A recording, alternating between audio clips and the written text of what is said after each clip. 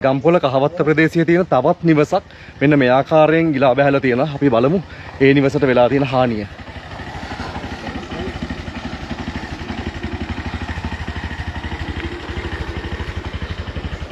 මේ නිවසත් අර ඉහළ තිබුණු නිවසට පහළින් තියෙන ඒ සහෝදරයාගේම නිවසක්. වට වෙනවා මේ එක්කම ඉරිතලා ගිහිල්ලා සම්පූර්ණයෙන්ම ගේ පැලිලා තියෙන්නේ ඔක්කොම.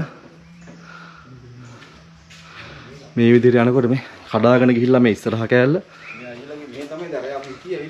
මේ හිටි මේ පොළොව සම්පූර්ණයෙන්ම පැලිලා තියෙන මේ ලයින් එකටම මේ හරිය ලොකු කන්දකුත් නෑ. හැබැයි සාමාන්‍යයෙන් තැනිතලා ප්‍රදේශයක් තියෙන්නේ මේ ඒක නිකන් හිතා ගන්න අමාරුයි මේ සිදුවීම් මාලාවත් එක්ක. ඉතින් මේ හරියට ආවට පස්සේ මේ හරිය ලොකු කඳු ප්‍රදේශයකුත් නෙමෙයි මේ තියෙන්නේ. කන්ද උඩ වුණාට දැන් තැනිතලා ප්‍රදේශය. නමුත් මේ ඉඩම තියෙන මේ ලයින් එක සම්පූර්ණයෙන්ම පල්ලෙහාට ගිලා බහැලා තියෙන්නේ.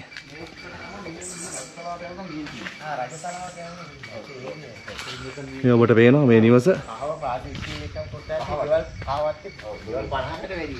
ඔබට පේනවා මේ සම්පූර්ණයෙන්ම මේ ලයින් එක එහා පැත්තට යනකම්ම පුපුරලා තියෙන්නේ.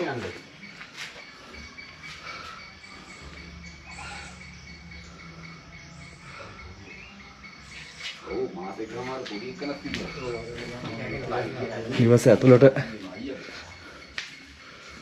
ඇවිල්ලා බලනකොට මේ ඔබට පේනවා මේ සම්පූර්ණයෙන්ම මේ යටින් උඩට ඇවිල්ලා නිකන්.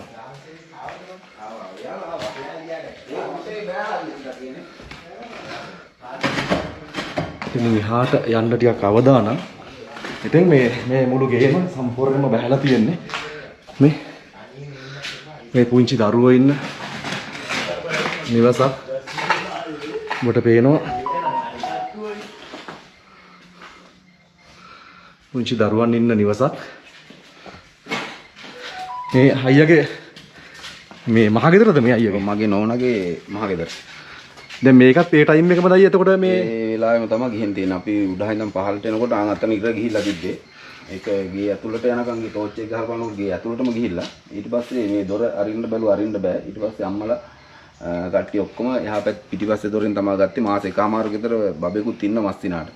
එයයි කට්ටිය ඔක්කොම මාමලා කට්ටිය ඔක්කොම මෙහෙ හිටියේ. ඒ කට්ටිය අරගෙන අර අයියලා ගෙදර තමයි එදා හිටියේ. ඒකයිනේ. ඔව්. මේ පැත්තෙන් යනකොට මේ සම්පූර්ණ මේ පැත්ත බහැලා තියෙන්නේ.